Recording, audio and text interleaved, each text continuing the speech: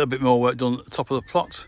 This area that's been left for the past few months, I've finally got around to starting to clear the ivy from there. Under this lot, there's a load of slabs we spotted at winter time. I've got that old wooden structure in the background I need to dismantle. Trimmed the grass down last week to help this apple tree, which is in lovely blossom. That's the pile of ivy I've got so far. If anyone could comment as to the best way of getting rid of this, or anything I can actually do with it, can it be composted or not, please leave a comment below. What else have we been doing today? So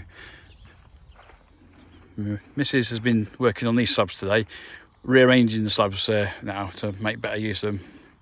Just closing them up so there's no gaps in between. So over this side here, we've tried it with some gaps with pebbles in between, but I keep on tripping over them, to be honest. So we're redoing those. So you'll have continuous slabbed path there, and we're going to repeat it on that side there as well, taking up some of the slabs to reuse. Oh, passing, that's the two apple trees there, nicely in blossom.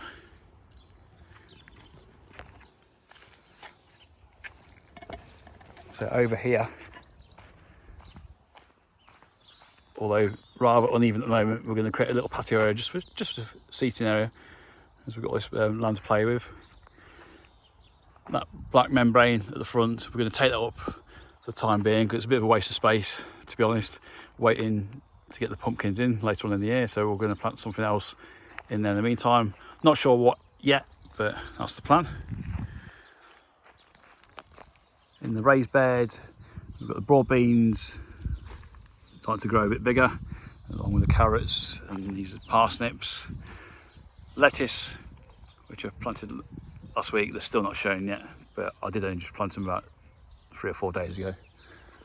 And I'm carrying on trying to deal with this stack of old rotted twigs. Not quite sure to do that. I'm hoping I can compost this down, but it's a bit dry at the minute, so I'm going to need to find out how best to get rid of that as well. No sign of the spuds yet. They're still underground, not showing. Brussels, giving them another quick water today. They're surviving, a little bit munched, but not too bad. And the Savoy cabbage, watered them the other day, and we had some rain the other night, so I've not watered them today. Hopefully that'll be fine.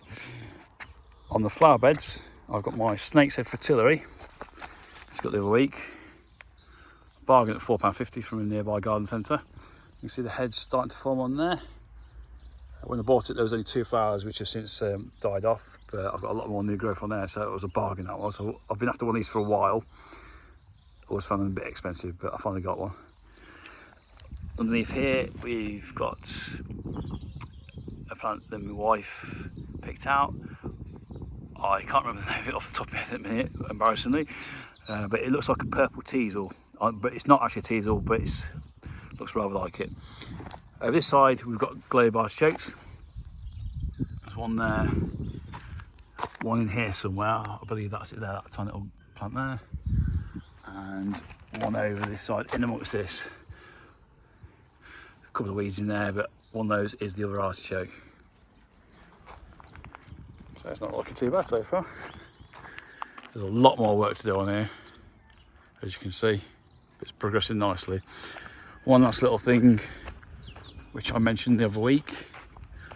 This trench I dug, I've put some remains of the old sunflowers from last year in there. I'm going to recover that and then just leave it and see how well they rot down. I'll check it again in a few months' time, see if they've rotted down any better. It's just a little experiment. So there you go. That's today's update on, I believe it's what, April 20th.